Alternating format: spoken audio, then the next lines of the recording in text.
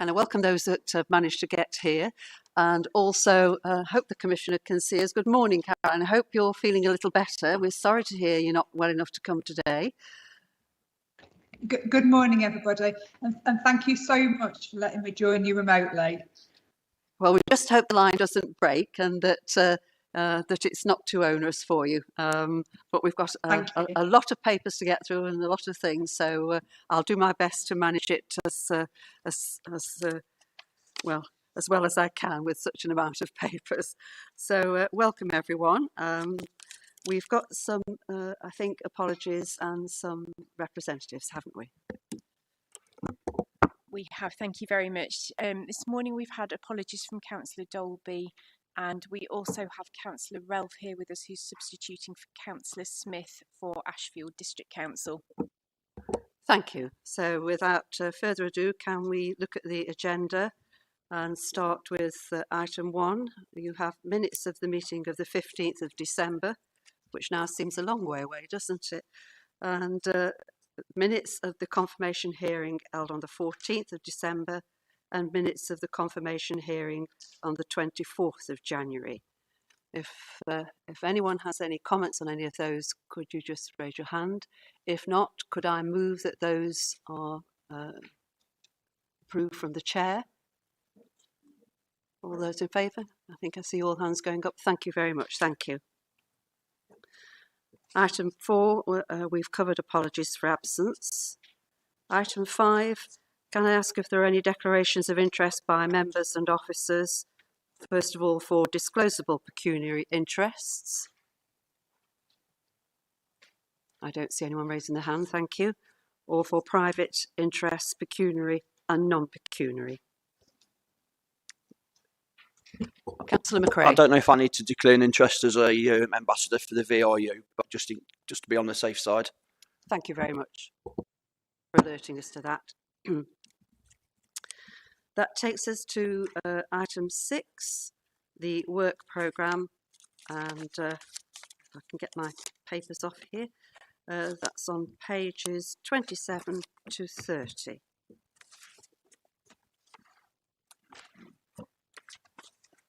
May I ask if there's a date in September? Because it just says September. Which point are you referring to? Sorry, Miss. The work programme. Okay, thank you.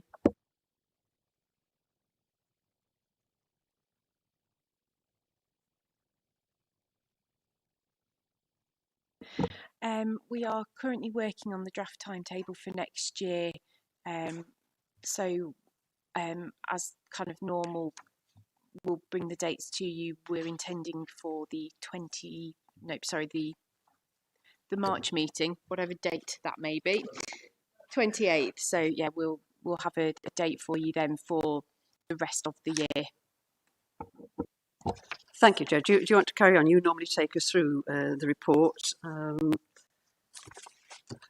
There's a couple of things you might want to raise. There's not much to add this time. The report is very much as presented. Just to highlight that your main item at the next meeting will be a presentation from the Violence Reduction Unit. You'll also notice at the end we've got the couple of bits hanging at the bottom. The first is the confirmation hearing for the Chief Finance Officer. We'll obviously stay in touch with you when we get confirmation of a date for that. We've also got the review of the Office of the Police and Crime Commissioner to bring back and report to you at a later date, but otherwise very much as written. Thank you. Any questions? Can I just say to the Chief Constable, we are really looking forward to having an update from the Violence Reduction Unit, and I'm sure that will bring in the general public to hear what's to be said. So we'll look forward to that at the March. Thank you very much. In that case, can we just note the report? Everyone content? Thank you. That takes us then to the work programme, and item 7, the precept and budget reports. Pages 31 to 148. I won't be testing you on all the pages, but But first of all, would like to thank both the Commissioner's team and also officers here for the invaluable support they gave us through the 2 workshops that help us to understand a lot of the things that are in quite detail here in the bulk of the report. And it's always very well received to give us an idea of what's going to be in the full papers. So can I just invite the Commissioner? That's usually what happens at this occasion. I hope you feel strong enough to give us your overview, Commissioner. Thank you very much, Chair. May I firstly echo the thanks to my team at the Office of Police and Crime Commissioner and also the force. You've seen there's a massive chunk of work that's gone into that, and I'd like to do a special thank you to Mark Kimberley. You've got to bear with me a little bit today. Before Christmas was just the practice for COVID. This is definitely a real thing, and I'm feeling very shabby. So I might lean on my team a little bit more than normal. The report sets out why I'm asking the panel today to consider a precept increase of £9.99 for a Band D property. It's my vision at the end of this term there are fewer victims, greater trust and confidence in the police and the criminal justice system, and a stronger, more resilient network of services supporting victims to recover from harm. With your permission, Chair, I'd really like to bring in the item number 8, which is my police and crime plan here, because this budget was set very much to deliver the police and crime plan. You see the police and crime plan in your pack. As you're aware, this has been developed following an extensive public and stakeholder consultation over the last year, and evidence of the issues causing greatest harm to our communities. As you know, I've set 3 simple objectives as part of this plan: preventing, responding and supporting. Preventing crime and ASB through early intervention and tackling the causes rather than the consequences of crime. Responding efficiently and effectively to the needs of our communities in Nottingham and Nottinghamshire, and supporting victims and witnesses and communities to be safe and, really importantly, to feel safe. The plan also sets a number of priorities which have been directly informed by evidence of needs and issues of greatest concern to our communities. These include serious violence and knife crime, violence against women and girls, neighbourhood crime, including burglary, vehicle crime, robbery and rural crime, and other high harm offences such as slavery, exploitation and abuse. I'd just like to respond to the feedback from the panel following our November meeting.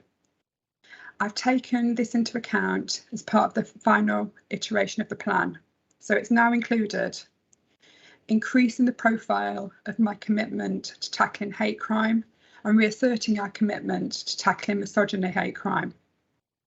I've made a much clearer commitment to developing local domestic abuse perpetrator programmes and strengthening my commitment to improving resources, equipment and training made available to tackle rural crime.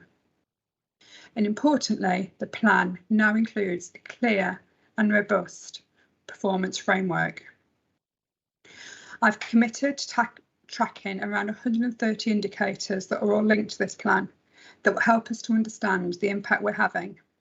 Of these, 12 of the indicators include specific key ambitions that we want to achieve by March 2024.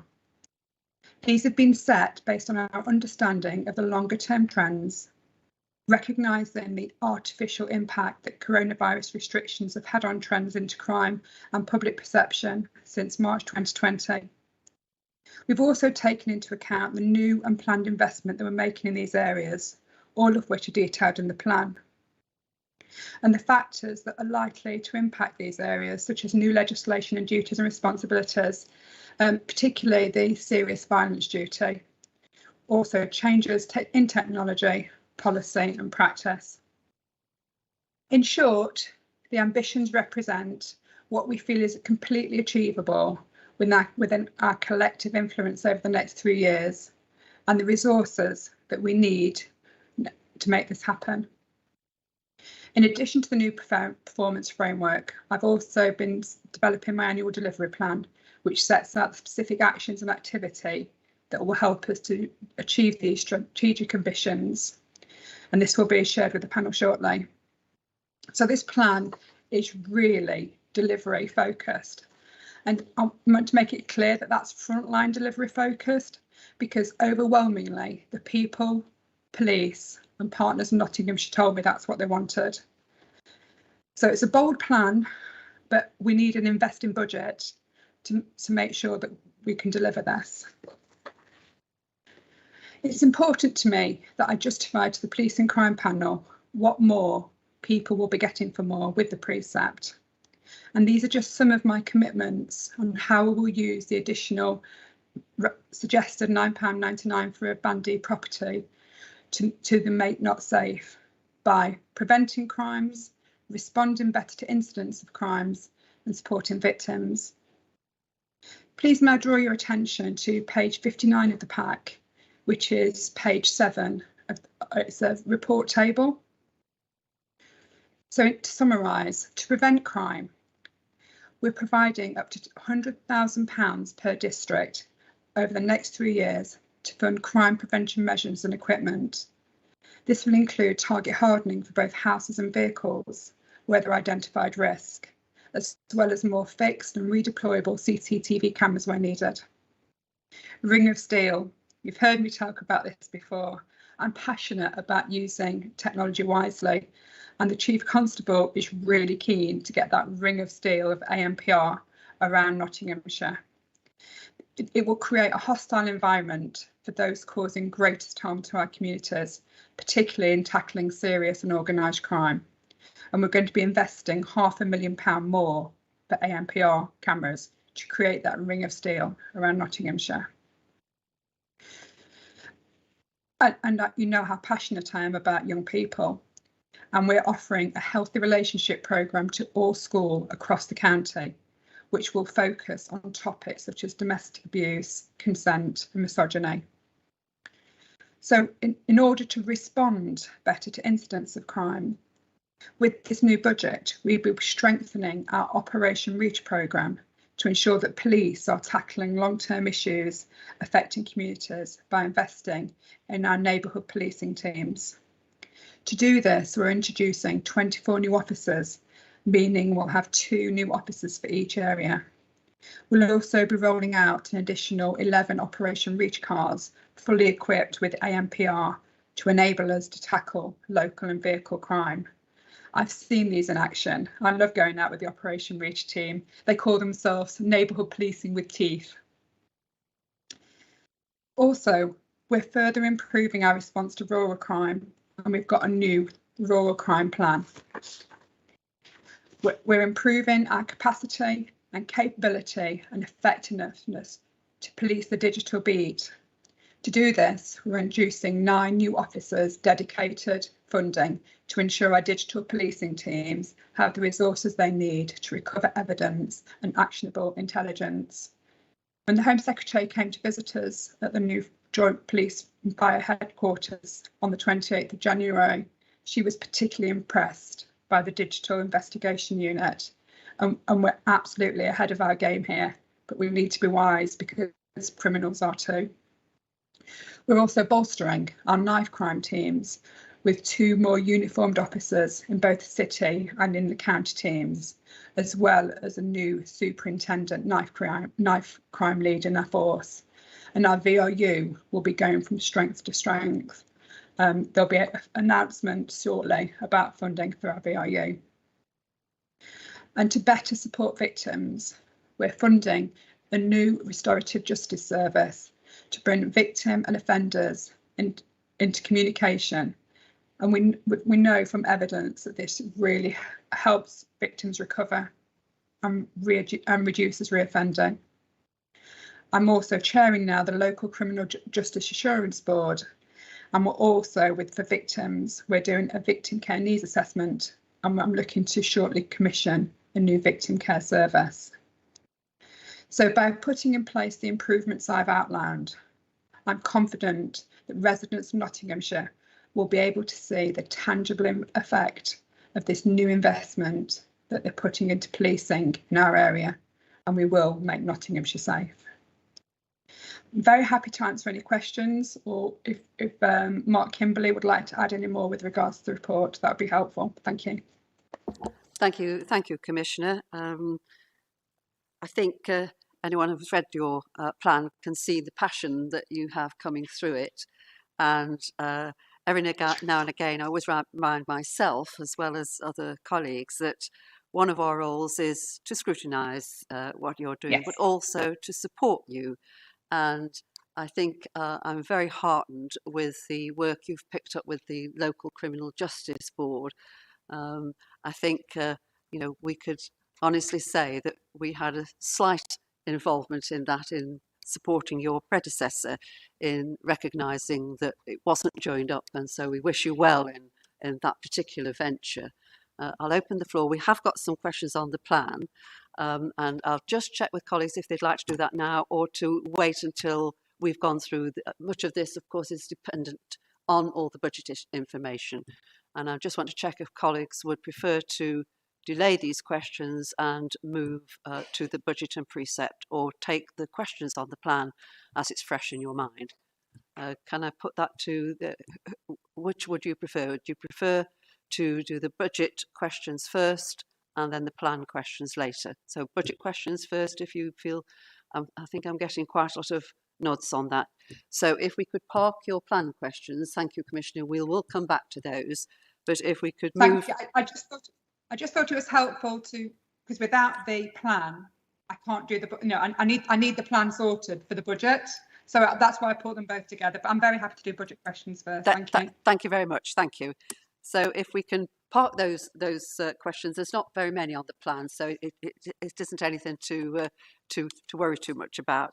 But obviously, we've got all these 130 odd pages that we won't go through one by one, but we do have questions and comments, and wondered if you'd like to give any briefing, or your team give any briefing on the budget composition and the reasons. Is that something you would like Mark to come in on? I think I heard you say that. Yeah, Mark. Thank you, Chair. I think the Commissioner there has done a really good explanation of sort of some of. Sorry, is that better? Sorry. So I think the Commissioner's done a really good explanation there of some of the investments that we put into the budget, and obviously those investments are funded through government grant and precept, and that's the core issue. The one thing that I'd sort of like to draw your attention to is the on page 13 of the budget report, or page 65 of your pack, is the efficiencies tables in there. So again, we've built up this year from previous years, 2.5 million last year, 3.4 million pounds worth of efficiencies in this year. That's a really key aspect of what we're trying to achieve, both within the force and OPCC, because we recognise, even with the council tax increases at £10, that is only flat cash, effectively in real terms, for the force in the short and medium term. So to deliver some of the efficiencies and some of the investments that are required does mean there's a constant focus on efficiencies across the piece. There are some details about those efficiencies, but predominantly most of those are around reducing the cost of back office services and admin support services. A real focus on every penny that we can being put onto the front line, either through supporting victims or directly into the force for that investment. The £10 increase is quite important to us, in the sense that, particularly in terms of our longer term position, medium and longer term position, you will see within this budget there are contributions to capital, there are contributions to reserves, and that may give rise to some questions of why do we need the £10. What we have is a significant investment in police officers at the moment, and those police officers start at one level of salary, and over a 5-6 year period, incremental progression almost doubles the cost of a police officer. So what we are doing is providing investment now to either reduce our longer term costs, or deliver those efficiency savings, because we know we've got to absorb those incremental progressions as we go forward. And what we present here in terms of the medium-term plan as well, which is included in there, is a set of budget papers that actually give us a balanced position for at least the next 3 years. I think that's the first time we've got to a 3-year position of a balanced budget, and still modest efficiency savings required of around about £8.5 million over the next 2 years, the following 2 years. Now, what we won't do is wait 3 years to deliver that £8.5 million worth of efficiencies that's required there, because quite clearly, the earlier we do that, reduces that pressure, but also gives us, again, that ability to continue to invest.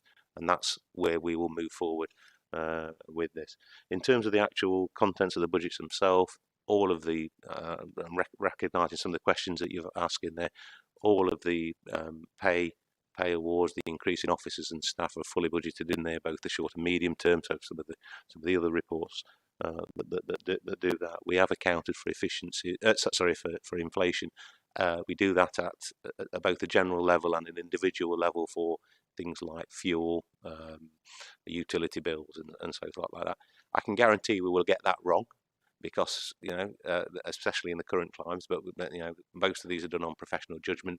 We have a very effective methodology of monitoring our budgets throughout the year to ensure that where estimates, they're only estimates, they're not actuals, but where the actual expenditure varies from that, we will take corrective action both upwards and downwards, and we've got a good mechanism for doing that. So again, delivery, I think, certainly over the last 3 years has been either close to and under budget, and we will continue with that delivery for this current year and for the 22-23 year that we've got in there. But I think that's it for me, but I'm more than happy to ask any detailed questions.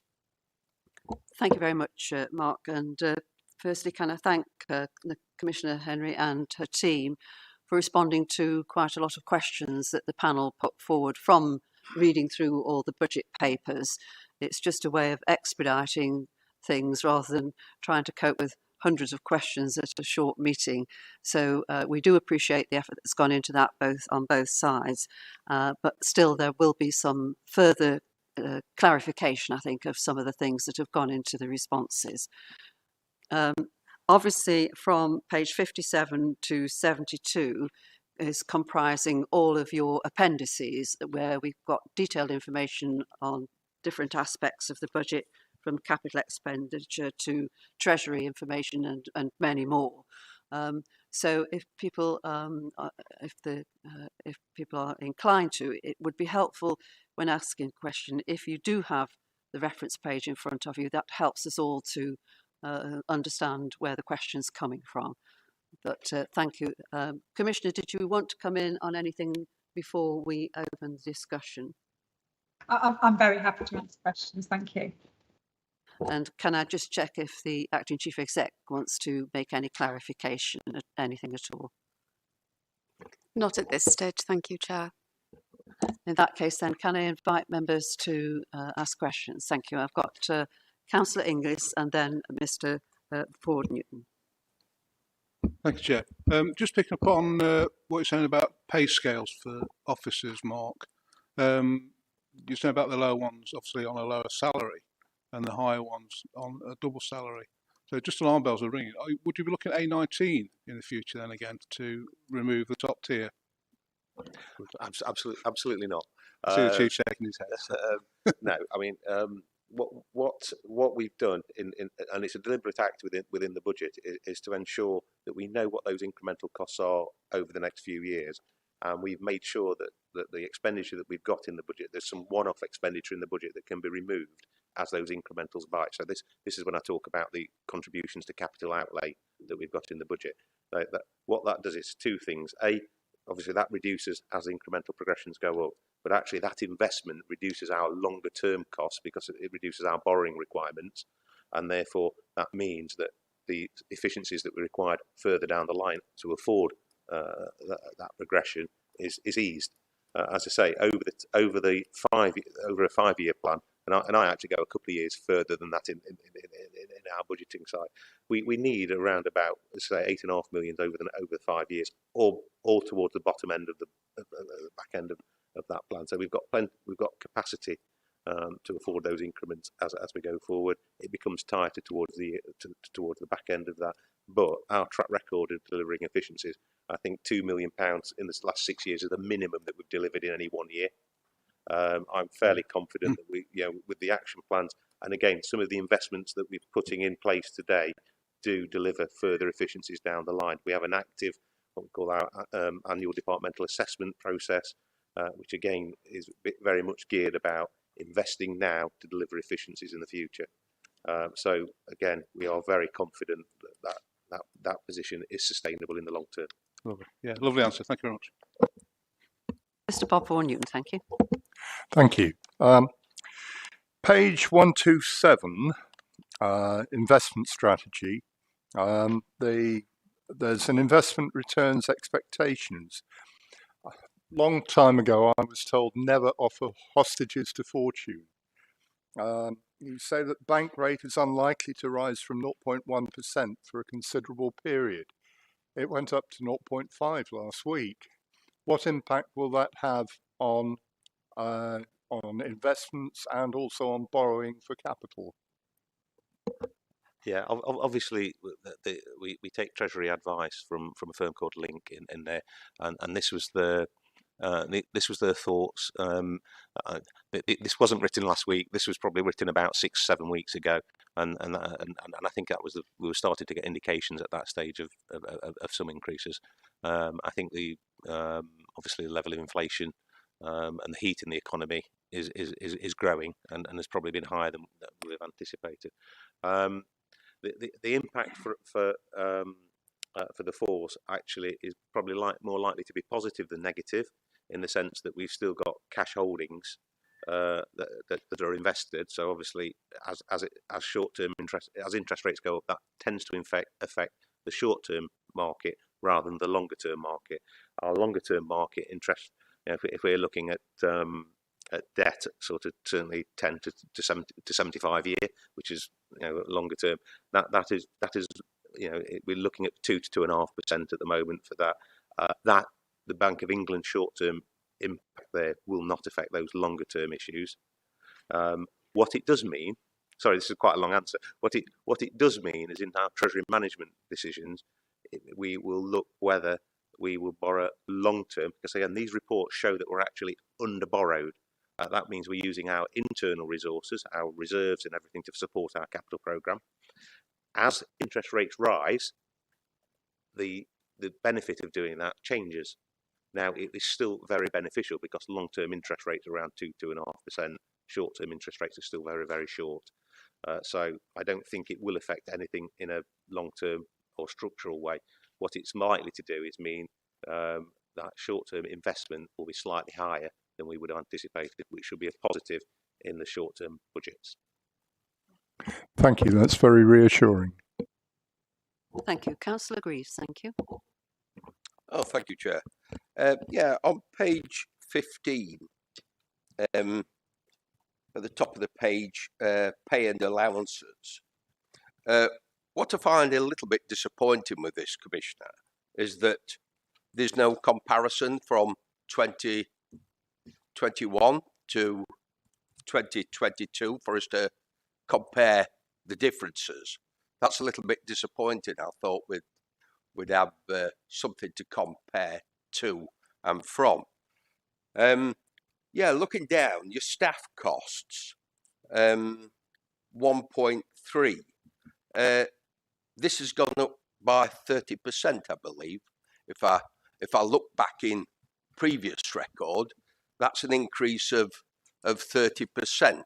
Probably you could explain that to me. And then further down, we're looking at other operating expenses, other supplies and services, 0.6. That's gone up 100% to last year. Could you explain that, please? Thank you, Chair.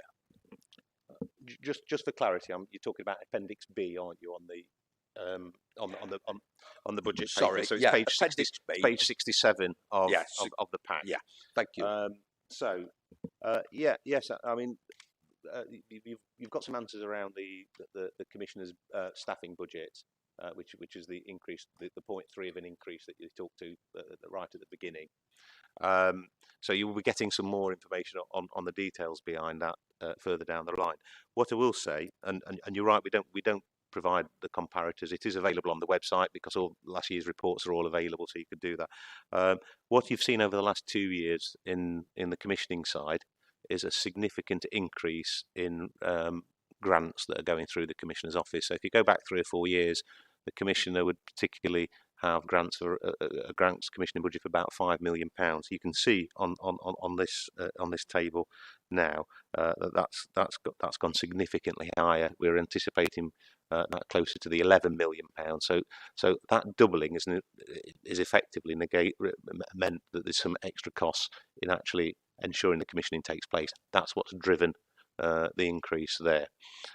So again, the fact that we achieve more, get more money coming into Nottinghamshire from those grants means that we need to spend a little bit more, and it's relatively modest by comparison to the doubling from sort of like 5 million to, well, more than doubling from 5 million to 11 plus million of the actual grants commissioning that's required.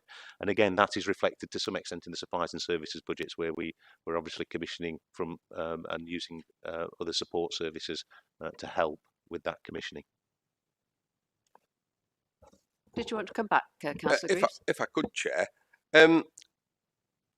Well, having made a senior member of staff redundant at an alleged cost of 250,000, is this, would you say, value for money for us, would you say?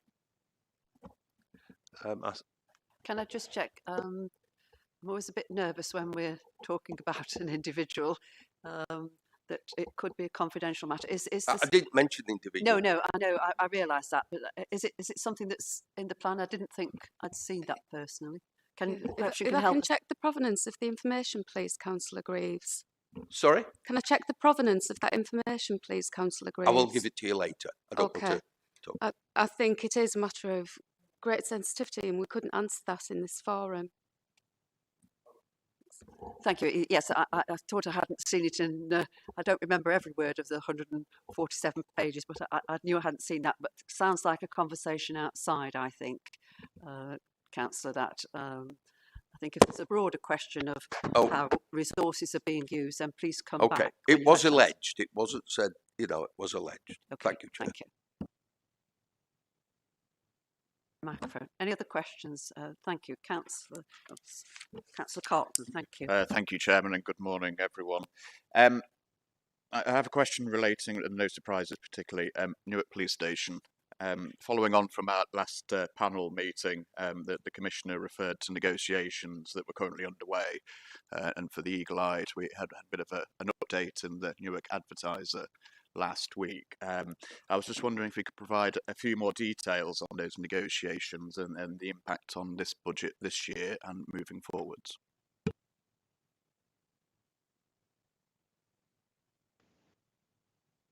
Are you looking for the Commissioner to come in there? I think, yes, yeah. Yeah, I'm happy to. Thank you, Councillor Carlton. We are still in negotiations. It is known that our negotiations are with East Midlands Ambulance Service. I think that's now in the public domain, and I'm very grateful to the Chief Constable for leading those negotiations for me. If the Chief Constable would like to say any more. I think that Oracle, the Newark Advertiser, has sort of put things into the public domain. In really simple terms, the negotiations have progressed quite well, and in due course, I would be reporting to the Commissioner with their sort of concluding aspects, and I'm sure she will then report back to the panel. But it is, as she said, with EMAS, I think that's really positive. 2 blue light services, win-win in the public purse, and I think it also contributes to the wider strategic picture in Newark with regards to developing that area around the police station. So hopefully got to a win-win outcome. Did you want? Yes, I will actually, and it's more of a comment, I suppose, for anyone that does know Newark. In my sense, following our last panel meeting, whilst you couldn't confirm officially, I think probably in my mind's eye, I think I had a private guess at the other side who they may have been. So from my point of view, I think it's a bit of a no-brainer, really. And if it helps in the longer run, not just within a police context, but also across CMAS, then it has my support. Councillor Khan, then Councillor Ellis. Thank you. Thank you, Chair. Mine's just on page 56. It talks about after 7 years, in 2022-23, the force will fully move away from shared services provision. So that's finance, payroll, HR, and LND. So that's Operation Regain. I take that as. So I was just wanted to know how this would impact. I know there's a paper later on. It talks about the Home Office review. That's talking about working together and that kind of stuff. So I'm not sure how this would impact on that. That was the first question. The second one was, with the precept of 9, just under £10, it talked about increasing numbers of police and other staff. But on page 66, it talks about there are 28 police officers and 7 staff full-time equivalents seconded out of the organisation in 22-23, but also when it compares it to the previous year, it was 26 officers and 8 full-time equivalents. So I'm just trying to understand the picture of, we're saying we're putting the precept up because we'll get more police officers, but at the same time we're seconding staff out. I know they might work in different areas, but I was just trying to understand that. So I'll start with the MFS thing. I might ask yourself to look at the seconded position, because that's broadly neutral in terms of financial impact. Sorry, yeah.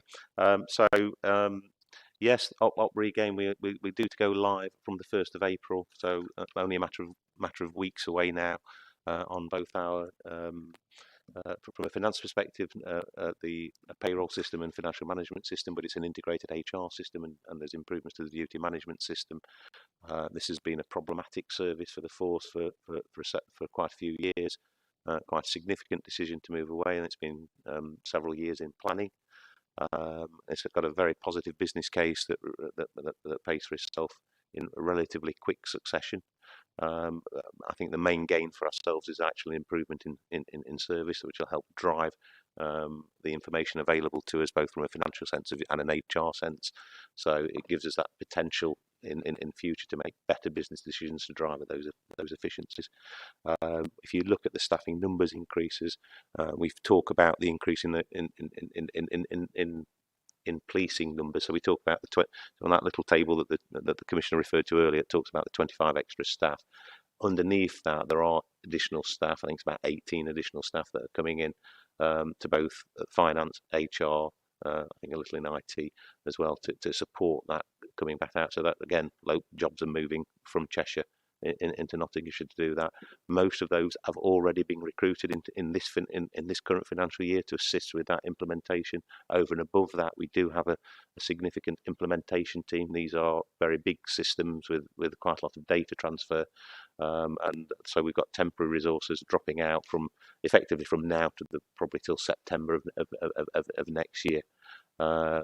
So we've recruited hopefully the right skills, right mix. We've got a little bit more control across HR and finance to deliver that, and it is a significant driver in those efficiency savings that I talked about earlier. And the secondees are just business as usual. So it's because of the collaborations, it's which force leads on things. So regional organised crime, collaboration on things like ESN and all that sort of stuff. Thank you. Did you want to come back, Councillor Khan? No, thank you. Councillor Ellis, thank you. Thank you, Chair. Page 85 of the pack points out that Nottinghamshire been more highly funded under the police with the police grants than the council taxes, has been hit more harshly under austerity. And I noticed that the PCC's response on to question 2 suggests that the council tax is a progressive tax, and I think that's just wrong. The council tax, we know, is a regressive tax, and it's just the burden is being shifted from the national taxpayer onto local council taxpayer. It's a distinct government policy. Can I follow up Mr. Kimberley's comment earlier on? If I understood you to say that the incremental progression has to be absorbed, is that the incremental progression from Operation Uplift? No, that's related. I think we're relating to the increase in incremental progression for police officers' pay. I think the answer to the question is yes. So as they go up the scale points, taking on new officers and new staff, it has to be absorbed. Yeah. So basically, we were assured that Operation Uplift was fully funding the officers, and I think we're saying it isn't fully funding the officers. It fully funds them year one, but not in future years. What we've been careful to do is make sure we utilise the Operation Uplift money quite wisely. So what actually comes in is average funding for police officers. Now, what that means is obviously we've got a big increase in police officer numbers. So actually we've been funded at an average police officer in the short during Uplift, and that goes into our core budget for the long-term position. In the short term, we've been recruiting officers. Obviously, some of those officers, I mean, transferees come in at the top, tend to come in at the top end of the scale. Most of those officers have been coming in towards the bottom end of the scales, and we're already, because we've been doing this a little bit earlier than most forces, we're now 2 years ahead of the schedule because the government have pushed out the implementation a further year. So we're 2 years ahead. So we'll have those incremental progressions probably a little bit earlier than some, but we've been funded at the average. We're currently paying slightly below average for those new officers, and that's what helps us to deliver some of those investments in terms of particularly the capital contributions to the revenue contributions to capital expenditure, and those are designed to drop out. And again, this is something that we developed last year, so we're continuing that policy of sort of making sure that we aren't putting expenditure into our core expenditure that will create as a longer term problem as those progressions hit in terms of the financial sense. Did you want to come back, Councillor Ellis? I don't think so. Thank you. Thank you, Mary Browns. Thank you. Yeah, it's just about an appropriate time, I think, just listening to all the different conversations we've had so far. It is around the precept and the fact that the financial world has changed dramatically since the start of the plan. We're all kind of in a kind of shockwave kind of place at the moment. Even national government have said, right, how can we deal with it? So I'm sort of throwing out a challenge, really, and it's do we really have to have the precept this year when everything is going through the roof? I'm not going to labour them all. Everybody knows what's going on out there, and so to put it as a question, it's related to obviously the £769 million. I'm referring on page 36 in broad terms, the bullet points. It says funding nationally for the police increases by 769 million, and then the increase in council tax freedoms. So again, it talks about 288 million. So broadly, what I'm saying is I agree with all the principles of what we're trying to achieve in the report, but I'm saying at this time, we look at not doing the precept this year. It might only be a straw on the camel's back. I think there's a challenge to everybody. We've looked at our finances in Mansfield.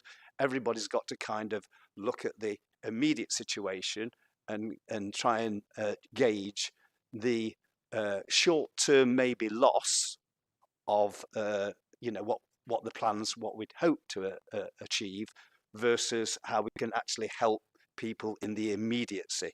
So that's my long-winded question to say, what would be the effect if not doing the precept this year, and given the actual current situation, because it's there for the next 3 years, isn't it? And it's also got the figures about the funding coming from national government. Well, that's an interesting question. Who'd like to take that? Commissioner, perhaps to you first, because it's also about policy matters as well. If I start off, but if I lean across to my colleague Mark Kimberley too, I'm acutely aware of the finance. Sorry, I've frozen. Can you hear me? I'm afraid it's frozen. We'll wait. Am I back? You're back with us now. So yeah, we didn't miss very much. I think you're back. You've just got a bad network quality connection in front of your face. So we'll just wait a moment. Hopefully our IT people can solve that. Just give us a moment to do it. Right, you're back. You're back in the person now, which is much better. Thank you. Look, I'm really acutely aware. You know, we've got people who are really struggling for money, and I had to think really hard about whether this was the right time to increase the precept. But if we don't increase it, we're never going to be able to catch up again. It's there's so much we need to do. When you speak to people, you know, everybody wants more police officers on the street. They want us to do this preventative work. And to make the money work, we're going to have to increase. I'm really grateful that the government is actually helping out those people who are in band A to D. They will be getting £150 money back on their council tax. And I'm also mindful that actually the increase this year is less than the increase last year. Last year it was £14.94. This year it's £9.99. And I'm also absolutely sure we're going to be squeezing as many efficiencies as possible. And I am also to do everything that we need to do to deliver for the people of Nottinghamshire. I'm even going to be dipping into my reserves a little bit, because there's so. But that's because I think we should be spending to save in the long term. The preventative work that we will do now will stop there being more victims in the future. I'm confident of that. And you know, some of the, you know, the ANPR investment, actually if we do that right, we might even make money on it, but we have to invest now to get those savings later. But I did think about really hard about whether I should be putting the precept up, and I spoke with my police and crime commissioner colleagues too, and we're all really aware. But I've not met one police and crime commissioner who isn't going to the full £10, and that includes. I spend most of my time with my police and crime commissioners in my region, and one of the ones I work closely with is Mark Jones in Lincolnshire, and he's actually set it at £10 for the next 3 years to try and give some assurance for budgeting for his people, for his local people. It's a difficult one, and you have to make difficult decisions as a police and crime commissioner. But for me to be able to achieve what the people of Nottinghamshire want me to achieve, and listening to the police about what they need to achieve it, I'm going to have to ask if you'll consider the 999 rise. And just one more thing, I've been really well, not just me, the whole team have done really well at getting millions and millions of pounds extra out of the government. But we did that because they knew the precept had been maxed. We couldn't go any more on precept. If I don't put the precept up, and then I go, because I'm always chewing the ear off of the Home Secretary and the Police and Minister and others in Parliament, as you can imagine, but I haven't actually raised the money myself here. You know, that the precept increase will get an extra £3.3 million for us in Nottinghamshire. In the extras that I've mentioned today, there's an extra £5.4 million worth of extras of additionality that we're delivering. But if I don't ask for the increase, I can then not go with my hand on my heart to my ministerial colleagues and say I need more for more. The funding formula isn't strong enough for Nottinghamshire. We need your help. So unless I raise what I can raise here, I've got a very weak argument when I'm going to ask for more. And trust me, I've got a real vision to get millions and millions of pounds more out of government. But to do that, I'm going to have to get local people to help out too. Mark, would you like to add anything? Can I just intervene just for a second, Mark? And apologies, Commissioner, but I think I've got three members put their hands up. I'm sure it's to do with the same issue, and I just want to capture that perhaps before Mark comes in. Of course. I've got Councillor McRae, Councillor Antrona, and Councillor Camilleri first. So, Councillor McRae. Yeah, I mean, we're going to be asking in a minute if we support this, and it works out at, what is it, I'm looking at the paperwork, 55 pence a month for those in the lowest banded areas, which is quite a lot. And for 55p a month, we're getting Operation Reacher, we're going to tackle knife crime, we're going to tackle gangs, we're going to ANPR. It's all these things that stops knife crime and gangs and all that lot. And if paying an extra 55p a month means that we don't have to wear T-shirts like I've got with names on the people that's been murdered, then yeah, 55p, it's worth it, isn't it? So I'm going to support it when I'm asked. Thank you, Richard. Thank you, Councillor McCurry. Councillor Antrona, thank you. Thank you, Chair. Excuse me. One of the reasons that I asked the question at the previous meeting about district policing numbers was hopefully to give us a better perspective of the budget. And if I may just offer a perspective, and it's a perspective, not a criticism. One, I wholeheartedly will support the £10 increase. The people that I speak to in my community want to see better policing, and everybody wants to see better policing and want to support the police. However, if we look at the numbers, there's just under 2,500 full-time officers. Now, I don't know the spread of those officers, and I can only make some assumptions. I only know in my own area, I'm told by Inspector Bellamy, that we have 8 full-time officers in Bassetlaw. That's the number I got from a face-to-face discussion, and that's the number out in the Bassetlaw network, if you like. If we were to look at that and say, well, Bassetlaw contribute 11.1% of the precept and 3.7% of the total resources of Nottinghamshire Police, 8 officers represents 0.3% of the total full-time officers employed within Nottinghamshire Police. And whilst we do understand that there'll be a significant body of that 2,500 or 2,492 officers that are on centralised roles or project roles, etc., even if it's half of them, that would equate to 46 officers for Bassetlaw, not 8.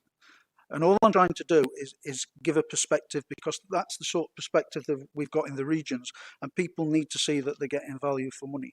I do welcome the comment that there's an extra 2 Operation Reacher per officers per area, but there's 9 areas, there's 24 officers. But I will support it. I do want to support you guys. You do a great job, but please understand the perspective of our residents and communities when we see that we're paying what on the face of it looks like 10 times the going rate for police officers compared to perhaps city or elsewhere. Thank you. Thank you, Councillor Antrona. Sorry, Commissioner, did you want to come in? Yeah, would it be okay for the Chief just to pick on that, pick up on that one, because it's quite operational? Thank you. Thank you. I'll speak to you after about the spread. I mean, I don't routinely give the precise detail of all the deployments, and I won't be doing. However, I do need to reassure you that that number is just bonkers. And you've got loads more than that. I go there regularly. There's loads of cops that cover your area. Policing is a layered service as well. And what that means is that if you have a murder in your patch, you get all the bells, whistles, toys, everything else that we can throw at it from across the force to detect that murder quickly and to reassure all your residents. And I have to deploy the resources based on threat and risk. And I'll always do that independently, which is the role that I undertake on your behalf.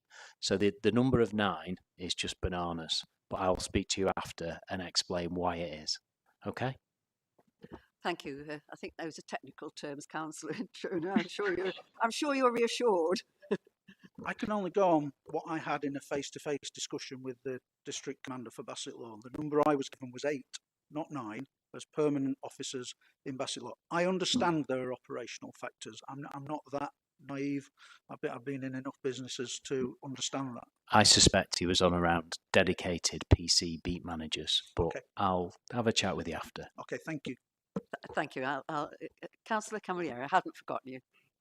Yes, I support the £10 increase. I think it's a bit naive to think that you can have a zero rate and you would have to take the inflation increase.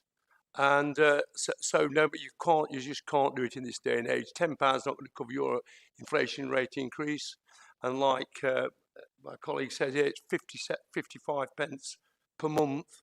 And I know that the north of the county do need more officers, especially in Mansfield area and Ashfield, which is a tough area.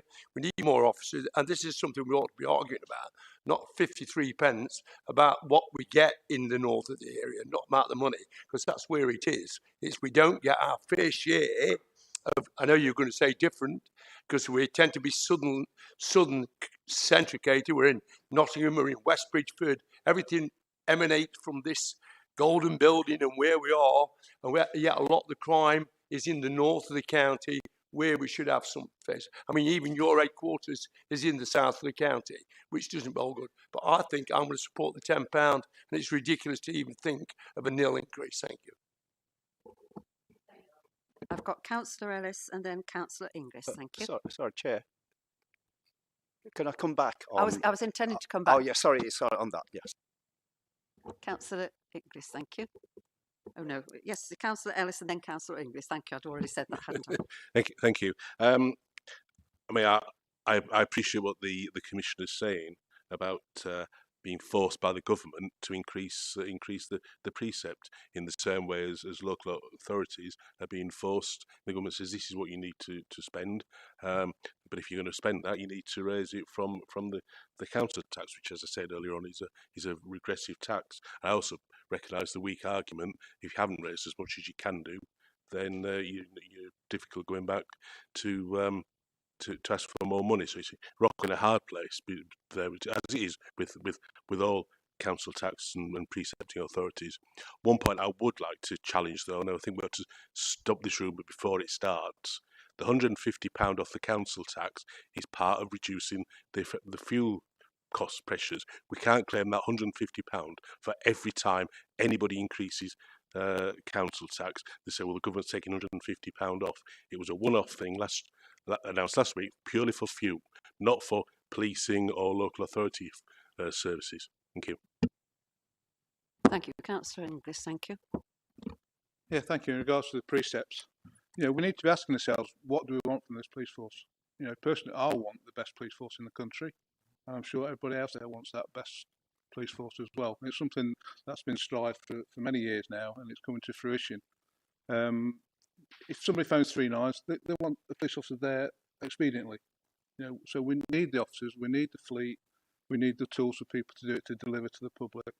The Commissioner's outlined a really good plan for the future for this year. So I think I'm full support of the £10, well, the £9.99 increase.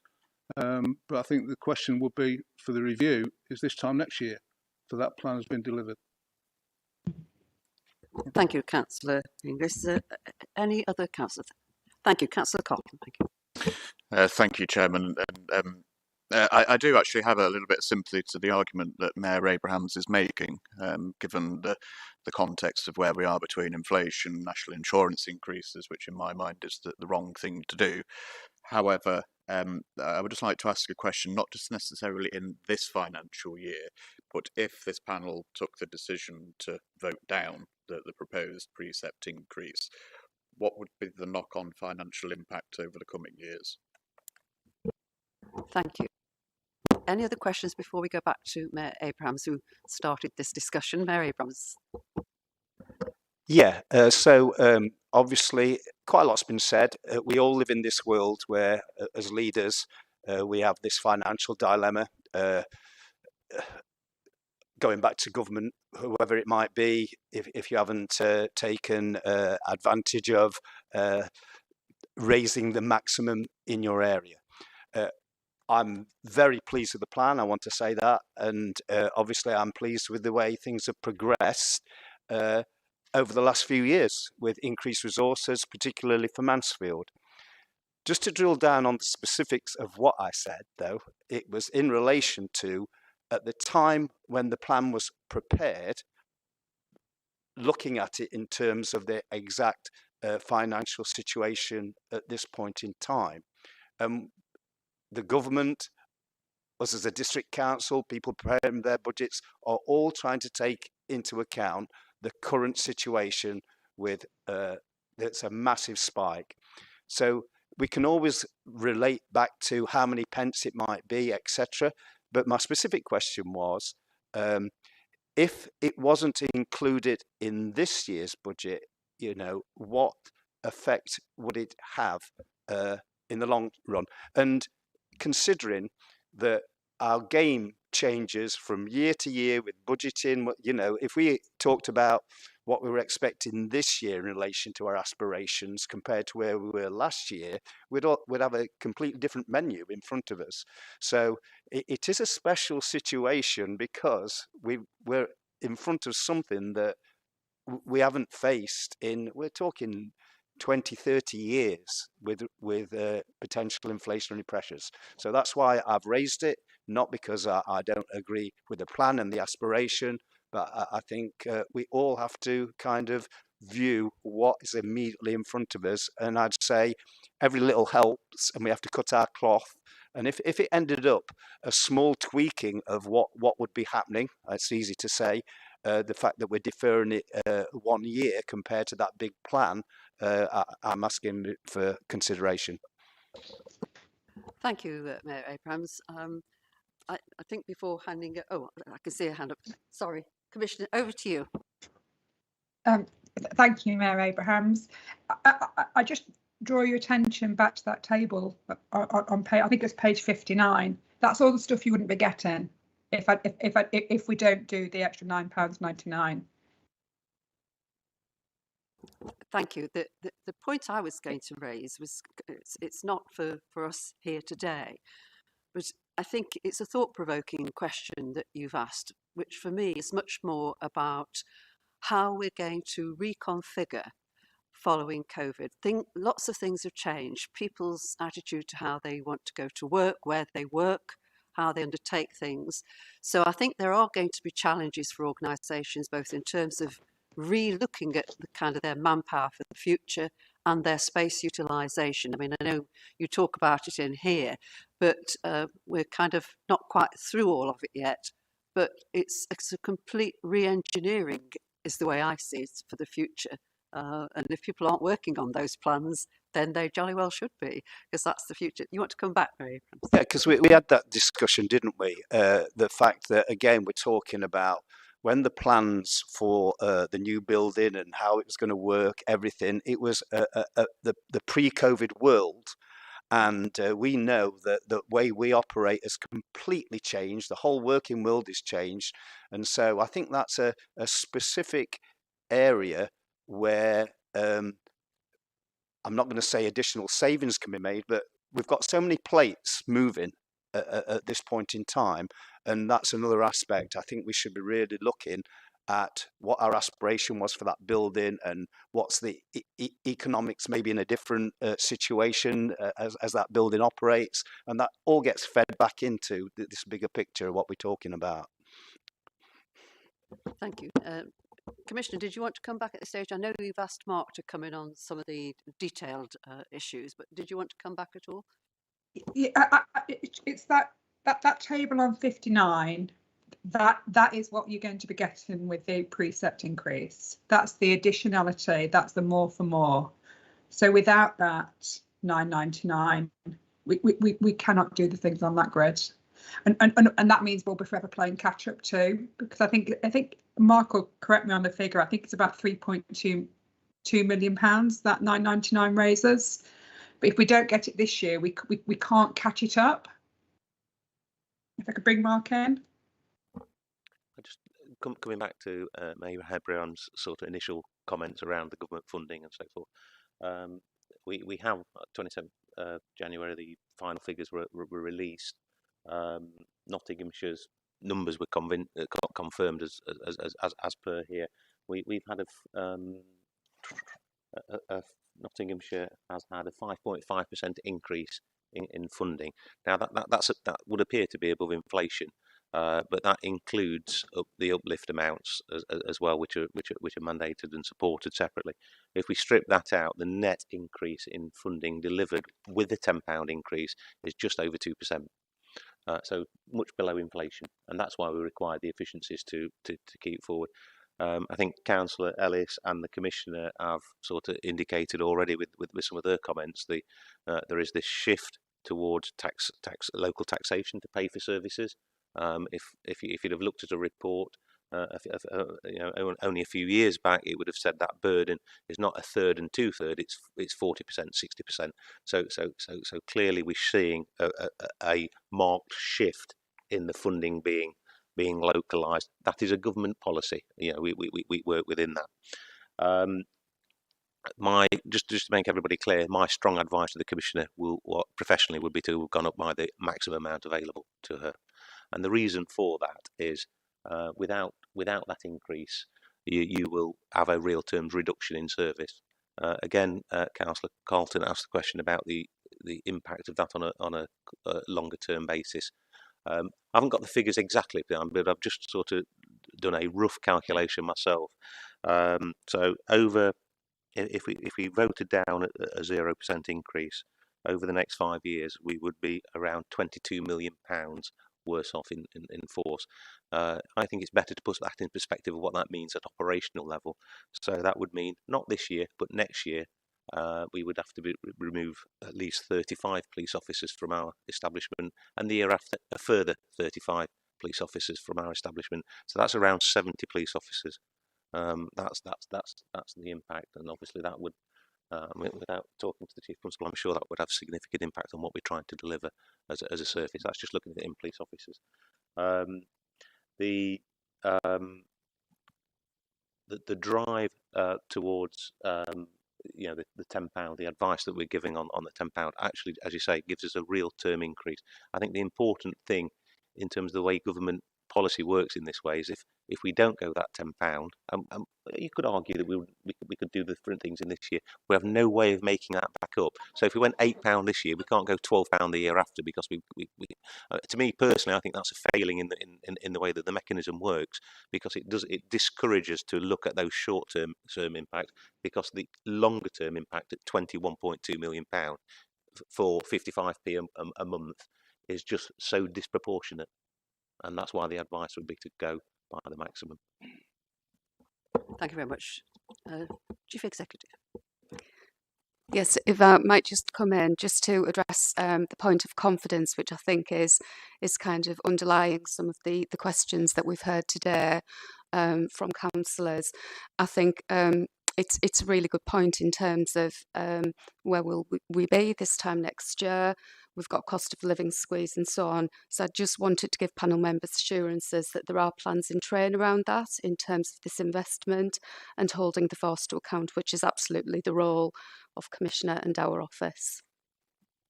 Thank you for that. I'll just check if the Commissioner has any further points she wishes to make. You're fine, thank you. In that case, can I check, are there any other questions on the budget and preset papers? Councillor Carlton.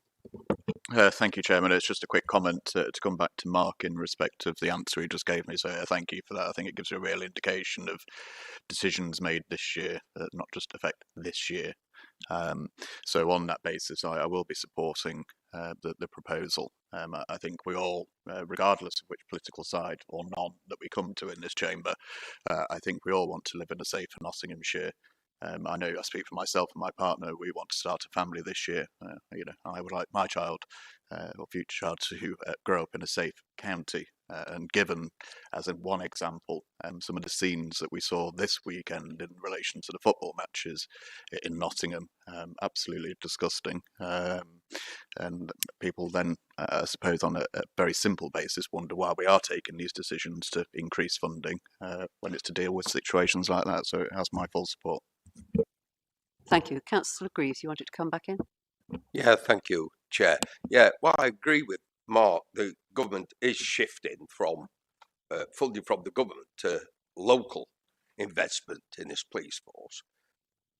But the fear is by doing that, then the locals, as in my area, Worksop, demand more for the money. And, you know, why are you shifting it from the government? Can understand Mark's argument in that, but by making it more local, so people want to do more, want more for the money. They want more police on the streets. And that's my emphasis on this. I mean, I'm going to come to the Commissioner now. I mean, when she did her manifesto, I said this last time in the meeting, you may remember, about Worksop being promised a new police station, which the Commissioner said, no, she didn't do it. She didn't make that statement. And Commissioner, I agree and I apologise for that. But you did say we've got a second best police station in Worksop. And my argument to you is, how are you going to shift that to making it a better police station in Worksop? You said you were going to review and have a public consultation and a review of all police stations throughout the county. When is that going to take place, Commissioner? Because you said Worksop deserves a proper police station and better resources.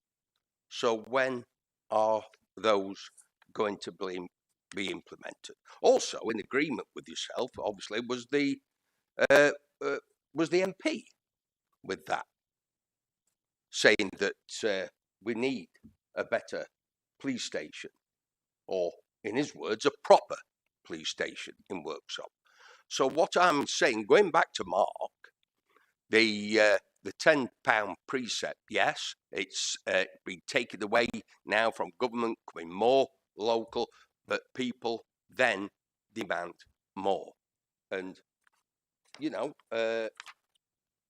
when are you going to improve the police station in Worksop? I'm just being parochial, Commissioner, but I want to know when you're doing it. Thank you, Chairman. Thank you, Councillor. Did you want to come back just on that particular point? Thank you so much, Councillor Greaves, for apologising for putting words into my mouth that I didn't say. I really appreciate that.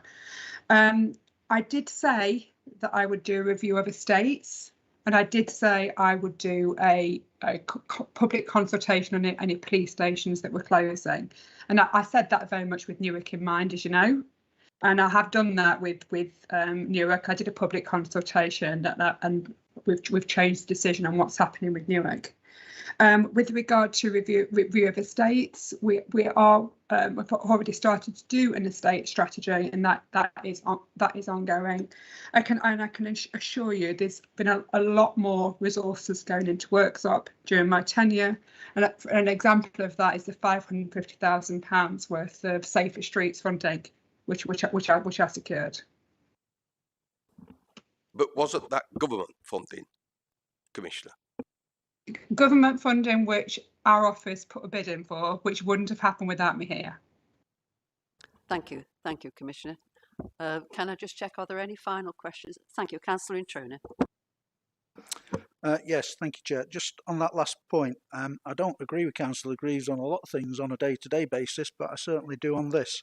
With the greatest of respect, I've got the video in front of me, and it says Worksop deserves a proper police station. If elected, I will review all police station closures in Notts in the first 90 days. And within the video, Commissioner, you said that there would be a full public consultation with regard to Worksop Police Station.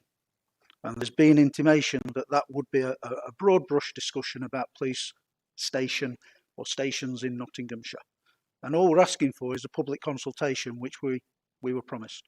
We understand that there are funding restrictions and there are operational needs and decisions to be made. And all we ask for is that public consultation that we were promised. Thank you. Thank you. Do you want to come back on that, Commissioner? Yeah, I don't have the video in front of me, Councillor Trona.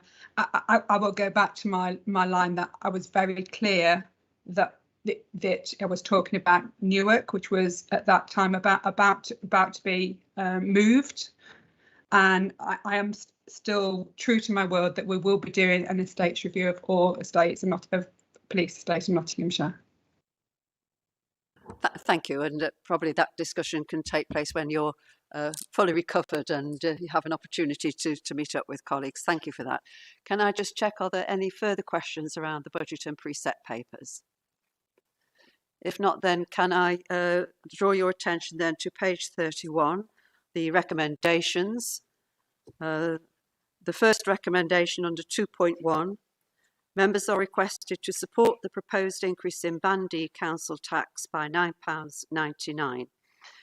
And we need to take this vote by a show of hands, and would you please just keep your hand up if give the chance of our colleagues here just to check who's voting for, who's voting against, and anyone who may want to abstain. So can I propose first of all from the chair that people put forward their hands if they are supporting the proposed increase to Bandy of £9.99.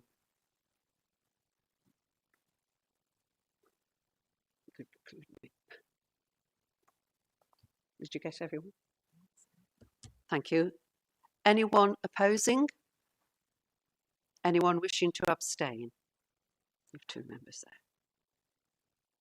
there. Okay. Thank you very much for that. And the second recommendation was that we provide feedback in respect of the budget and financial strategies. And I think we've done that, Commissioner. So thank you for that. We can move then on the agenda back to item 8, your plan. Thank you, Commissioner. There were some questions that people may wish to come back to.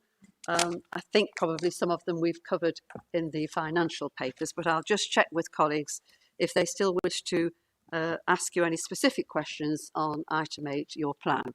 Can I just, I've got a couple of hands up. Thank you. Councillor Khan and Councillor Woodings to start with. Thank you. Okay, thank you. And I thank the Commissioner for her Make Not It Safe plan. It's really good reading. I did have a meeting with you yesterday, which unfortunately, obviously, you couldn't make. But I would now like to see how we can actually implement this. So you make comments within the plan about empowering communities, the neighbourhood kind of focus, looking at tackling speeding, ASB. You talk about establishing an antisocial behaviour task force. It's good to see you've got numbers within the plan. The only number that I didn't actually see was around antisocial behaviour. Doesn't seem to be a number unless I've missed it.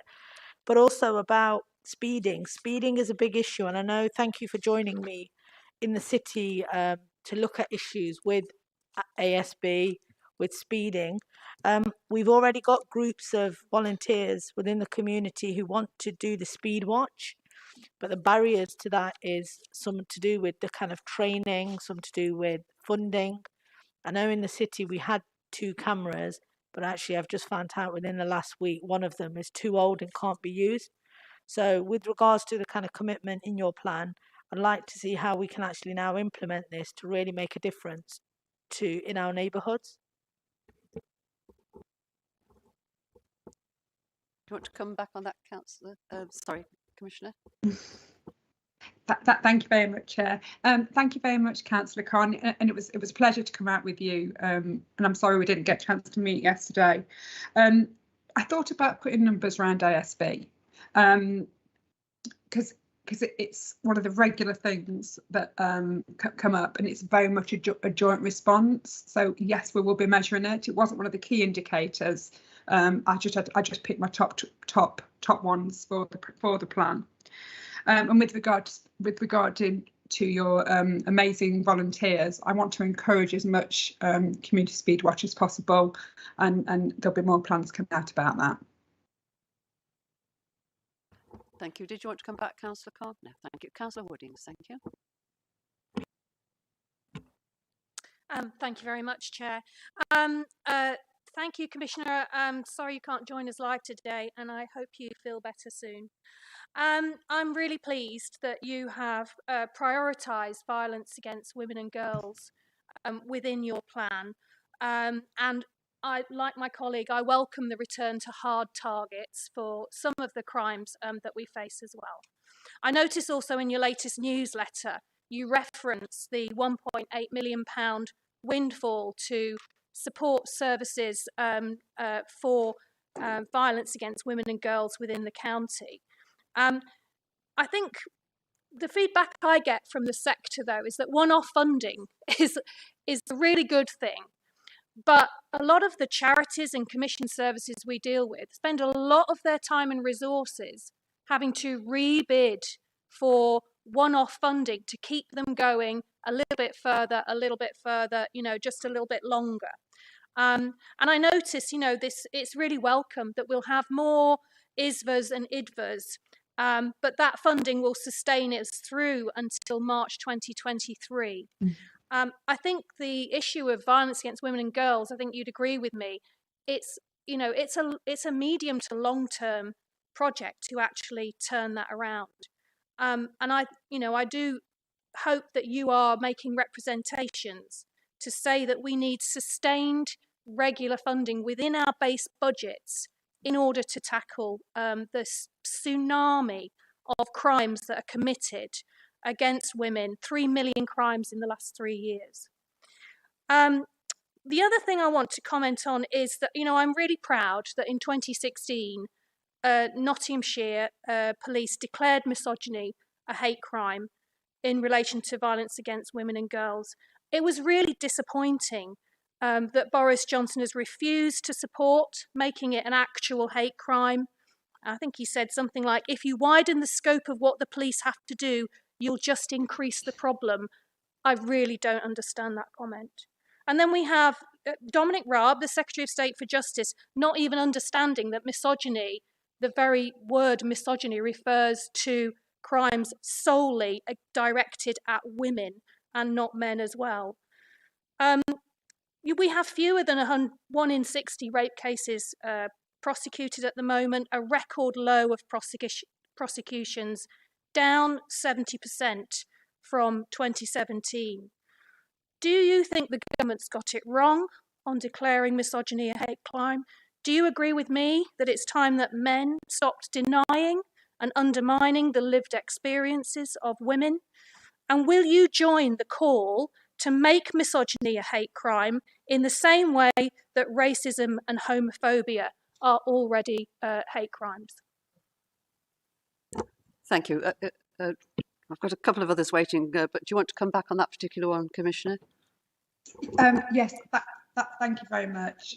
Really important points, and I'm pleased that you've noticed that violence against women and girls is a real golden thread going through the whole of the plan. I can absolutely assure you that I'm very robust with my arguments to the ministers about the short-termness of this funding. It's not good enough. I mean, we need to make sure that our fantastic third sectors organisations, which we have brilliant ones in Nottinghamshire, can spend their time on delivering rather than spending their time on writing bibs, to be frank. I'm very lucky with Sharon Cadell, who's got real expertise in this area and has joined me in meetings with the Domestic Abuse Commissioner, the Victims Commissioner, and MOJ colleagues. With regards to misogyny, I've been listening very much to our Chief Constable here, and the Chief Constable is happy with how the law is. So I'm tending to agree to that. That doesn't mean I don't think it's important, but what we have is working for us in Nottinghamshire. Okay, Councillor. Well, I find it quite strange because obviously the information coming out from government is that Priti Patel, the Home Secretary, is absolutely furious that there's no backing to make misogyny a hate crime in the same way that racism is deemed a hate crime and homophobia is deemed a hate crime as well. And so I don't think you would be speaking out of turn if you joined her in calling for the formalisation of this fantastic policy that we have in Notts Police. All it calls for is an uplift to sentencing. So we would have common assault, you have racially aggravated common assault, you add something to the offence because it was, directed against somebody because of their race. It is a simple change in the law. And I'm really surprised and disappointed, actually, that you're not joining the call to make misogyny a hate crime. I think this sounds like perhaps it's a pity the Commissioner is unwell, because it would be helpful. Would have been helpful if you were here. Then you could have continued this conversation, I think, a little later. But I'm sure Commissioner has listened to your particular side of the comment. Commissioner, did you want to come back? I've got a couple of other questions to take yet for you. Actually, I'd be grateful if the Chief Constable could just mention feedback about misogyny and how it's working in Nottinghamshire. Just briefly, I have not changed the policy in any way, shape or form. I've given some feedback to other Chief Constables of the forces, and we've done our bit on the national side of things. Clearly, government policy is a matter for government, and I'm not going to pass any further comment on that aspect. But what I would say is we've got a good local arrangement, and I fully support the arrangements that we've got and have no operational intentions of changing them, Linda. Okay, I think this probably is a debate to be taken outside, I think. If you don't mind. Can I move on? I've got Councillor Greaves, thank you. Yeah, thank you, Chairman. Yeah, just hanging on what Councillor Woodings was saying. Also, I think the rising not only hate for women should be, obviously is a crime, but stalking of women also. And that seems to be put on the back burner somehow, and by a lot of forces, not saying this one, I'm saying by a lot of forces, it seems to be not taken seriously, where, women are absolutely petrified of stalking, and we're incidents where women have been pleading with the police to come out and put a stop to it, and they've been ignored, their voices have been ignored. What have we got in place for stalking? It'd be interesting to hear, Commissioner. Would you like the Chief to answer that, Commissioner? Yeah, and Chief, if you could mention the letter we had from the doctor about stalking that only came through yesterday as evidence of the offer we have. Thank you. Yeah, I think it's a really important point that you make. We've consistently put more resources into stalking. We got one of the first stalking prevention orders, and we have increased the resources further as a result of successive uplifts and precept uplifts, actually. It's a really comprehensive picture. The Public Protection Department specialise in that particular investigation. They are based at Oxclose Lane and at Mansfield, and they cover the whole of the force area. So it's a specialist response. And just this weekend, two examples. I was duty this weekend. We were chasing around somebody across the whole of the West Midlands for an offence committed against a victim in Nottinghamshire. It does get a huge priority from us. And also the letter that the Commissioner was referring to was from a doctor who had written to myself and the Commissioner this week, who was the victim of stalking, a really horrendous case. She at one time lived on our patch, but the stalking occurred on our patch and on several other places. And what she was congratulating the force and ourselves for was we employed a stalking prevention officer, so a police staff member paid for exclusively by the force, and that individual helped signpost victims and also support victims through the prosecution process and all the civil processes. It's a really hard role, but I had a 3-page letter which was really gushing about this individual's performance. So that was what the Commissioner was referring to. So yes, I agree with you. It's definitely a local priority. Thank you. I've got Councillor McRae and Mrs Harding. I've got 3 questions. Shall I do like one and then someone else and then come back to me in a bit? Right. Off-road bikes blight neighbourhoods in many areas across the county, and areas which suffer usually have multiple access points and are crisscrossed by footpaths and bridleways, so access can't be designed out, especially as disability access has to be maintained. Neighbourhood policing teams are unable to stop perpetrators as they have no off-road provision. There is no way of identifying perpetrators without stopping them. Local authorities are also unable to identify and stop perpetrators, which leave very little which can be done locally, if anything, without the off-road team, which is always in high demand, so very often unavailable. It does look good fun as well, actually. Are there any plans to increase the capacity of the off-road team? I'm seeing the Chief Constable shake his head like that, so I don't know if that's the answer you're looking for. Operationally, no, there's no plans, but there are plans to refresh some of those bikes to increase their ability to go on and off-road. But we have got a dedicated team. They're precepted off all the neighbourhoods and they're tasked accordingly to wherever the need is. They're always busy. A sergeant coordinates them, and I'm quite happy with the provision. Thank you. I know you've other questions, Councillor McRae, but you asked me to go to Mrs. Harding next.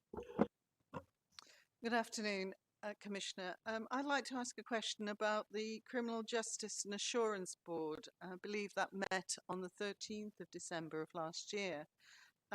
We would be grateful if you could enlighten the panel on what progress has been made within the panel and if they have a business plan or any actions that they're going to proceed with. Thank you very much, Mrs. Harding. The first meeting was really just setting terms of reference, and at the first meeting, CPS weren't there. So since then, I've been working really hard with CPS, and CPS are coming to our next meeting, and not just that, they're on the agenda. So I'm very happy with that result. Perhaps in the future, would it be possible to give us an update on how that's progressing?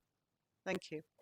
Yes, thank you. I'm very clear that what I'm looking to achieve is a better working relationship across our partners in Nottinghamshire, and very much looking at pinch points and where we can make a difference. Thank you. Thank you. Councillor McRae. Right, thank you. Right, your report states that levels of violent knife crime have fallen by a further 9%, 71 offences over the last year, continuing the downward trend since March 2018. It is positive to hear that the number of violent knife crimes continues to fall, but can you please tell us about the current trends with regard to non-violent knife crime and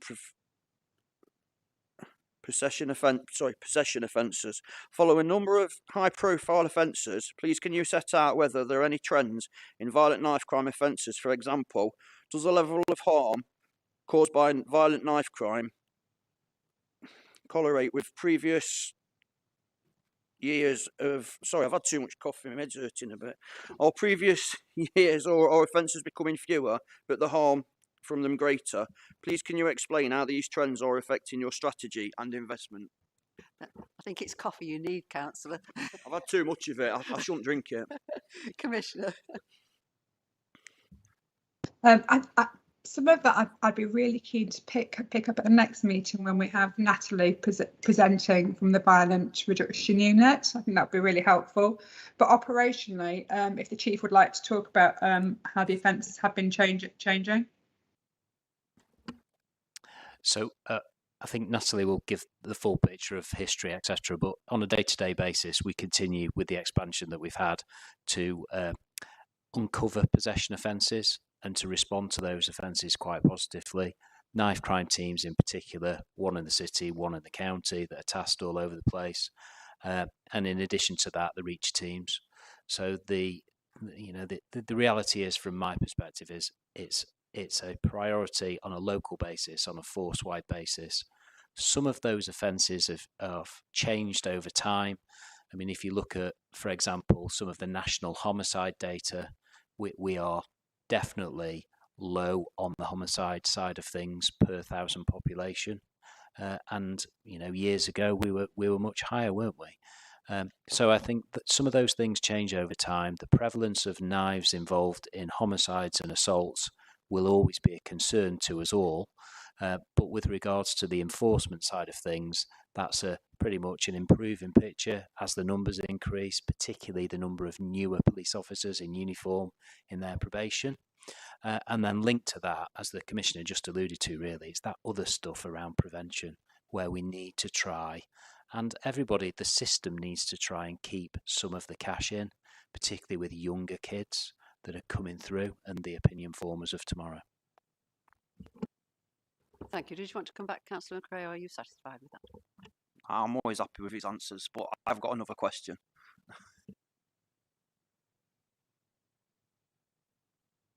Right. The government's 10-year national drugs plan, which was published on the 6th of December 2020, set out commitments to break drug supply chains while simultaneously reducing the demand for drugs by getting people suffering from addiction into treatment and deterring recreational drug use. Please can you set out how this links in with the new police and crime plan, highlighting where there are common areas and where in places increased demand?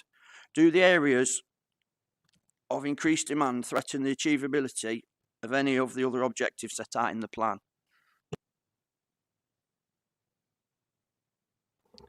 Is that just something you want to pick up, or one of your team, Commissioner?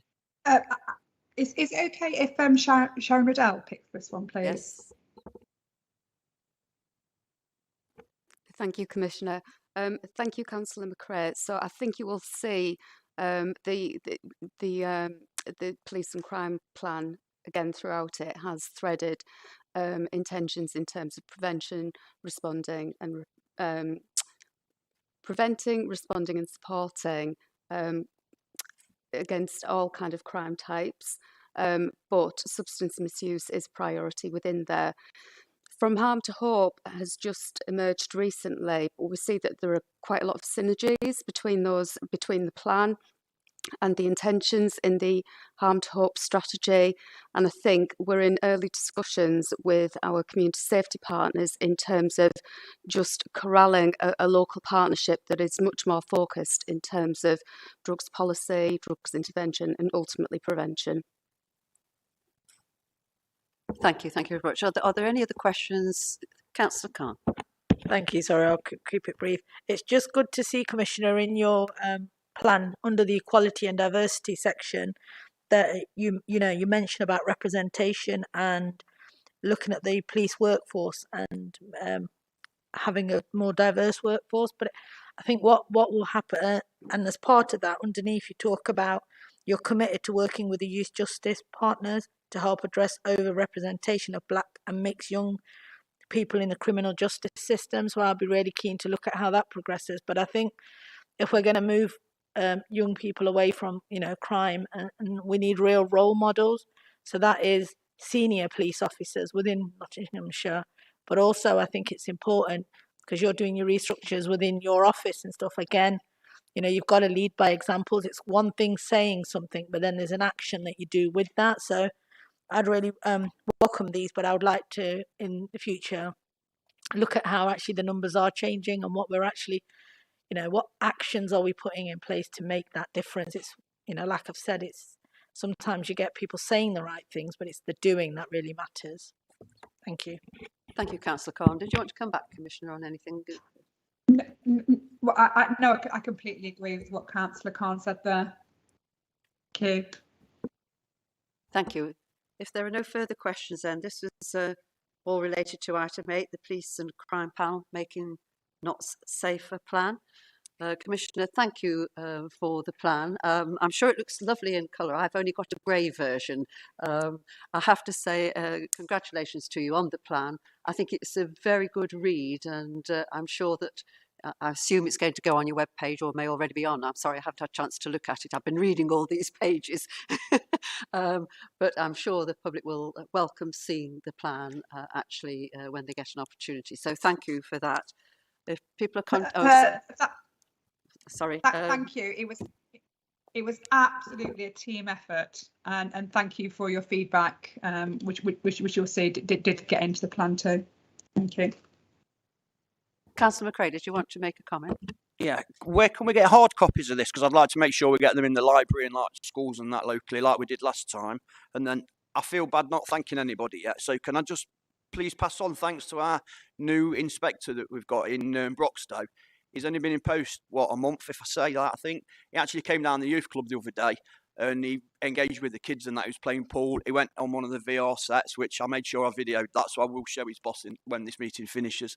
But no, I was really impressed. You know, he took the time to come and engage with the youngsters, which is kind of what your plan shows, doesn't it? Working with the kids. So pass on a thanks to him. And yeah, it's important, isn't it?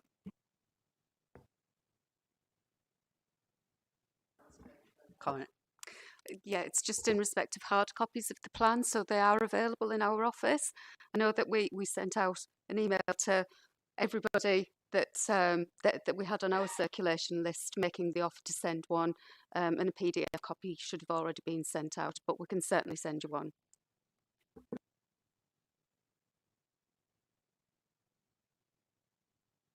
If people are content, then can we move to item 9, which is the Police and Crime Commissioner's update report? Obviously, this was written a few days ago, but clearly we've covered a number of things in the general discussion we've had around the budget. But are there any specific questions people want to raise that we haven't covered in the other items on the agenda that are included in this regular update? Councillor Ellis, thank you. Thank you, Chair. Page 207, which is the appendix, shows indicates there's been a reduction in the feelings of safety, in the area after dark. It's been declining since December 2020, and I just wondered if there's any more detail on that, if there are patterns about where and when. I mean, I'm assuming that this ties in to some extent with Councillor Wooding's discussion about crimes against women. And are there any actions planned? And I know there are some safer streets schemes to extend that across the county. Thank you. Commissioner, do you want to pick this up, or one of your team? Yeah, I'm happy to say a little. Also, it might be useful bringing Dan in, who's got these on a more granular numbers on a more granular detail. But I was also disappointed to see that feelings of safety in the area after dark. I think it's gone now to 6.3 reduction in feeling of safety, and we are exploring the reasons for this. But it does seem to reflect a national trend. And it's likely to be linked to the high-profile impact of the Sarah Everard case in March last year, and also changes in people's lifestyles. I mean, people haven't been going out so much and travelling and commuting and being outside at dark in the dark. But I don't know whether Dan wants to say anything more specific, or the Chief to come in. Chief, do you want to come in on this? I think Dan was first, Chair. Yeah, I really don't have too much to add to that actually at this stage. I mean, it's something that we are looking into. We've got an absolute wealth of sort of survey data that enables us to sort of drill down into this issue. And interestingly, the figures that we've looked at so far do indicate that the reductions in feelings of safety have been across both the male and female population over the last year. And as the Commissioner mentions, this reduction has continued into December. The latest results that we've received from the Police and Crime Survey, which are now showing, that 6.3% reduction in feelings of safety. Other than to sort of speculate some of the areas that the issues that are likely to have contributed to that, but it is something that does appear to be reflected on a national basis. So there are some sort of macro factors at play here. But yeah, other than to say that we are looking into it in a lot more detail, and we'll be unpicking those figures and looking at sort of some of the related factors as part of the Police and Crime Survey. Thank you very much, Dan. Thank you. Did you want to add anything? No, thank you. Are you content with the answer, Councillor Ellis? I think I'd just say it would be interesting to see the something about the analysis and the Commissioner's plans to address this. Thank you. Thank you. Yeah. One small example is that women actually told us that one of the areas they felt most unsafe at night was actually public transport. So we know that's something we are doing a little trial on through the Safer Streets funding of having police on trams, etc. But we need to dig deeper into this. Thank you very much. Any other questions? Thank you. Well, the report was there for us to scrutinise and note. Then can we move then to item 10 of the agenda, which is the report for information produced by Sharon Cadell, which was up to date at the time of writing. These things can move without you realising it. Thank you for the report, Sharon. Have you had any further information? It's very helpful to just receive these things and know just where we are on this travelling plan. No, so it is in train. It's moving feast at the moment in terms of where it will land. We were expecting something to come out of Home Office, and when Home Secretary visited a couple of Fridays ago, we did press her on the point, and it was expected to be the conclusions of the review. We were told were expected to emerge imminently. So yes. I think we will be in a position, if not next panel, at the one after that, to be able to bring a paper here and describe how those changes are likely to impact on us. As I say, it is an information report. We have got some strong indications from the terms of reference, but no conclusions as yet. Thank you very much. If there are no further, thank you, Councillor Khan. Sorry, is this item 10? Yeah.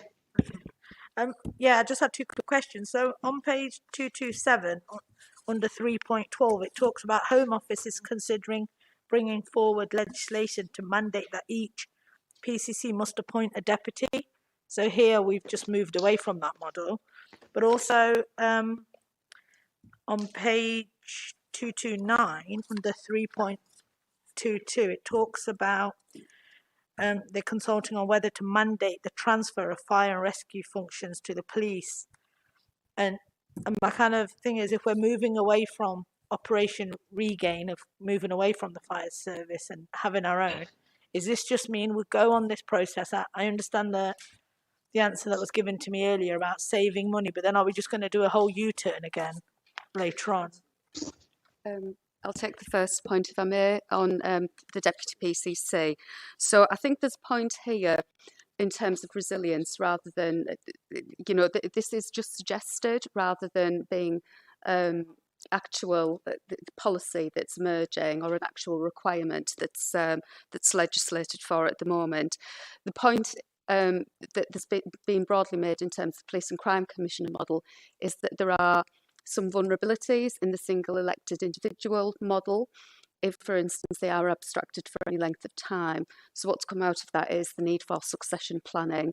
And you're kind of catching us as we're moving through a lot of development with this, because we have actually just developed a succession plan, which would provide that resilience if there was an abstraction. So that's that first point. And again, I think I can hear my colleagues behind me.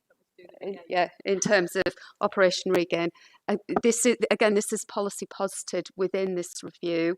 It has received very mixed reception from local government association that I'm aware of, so we're really not sure how that will land.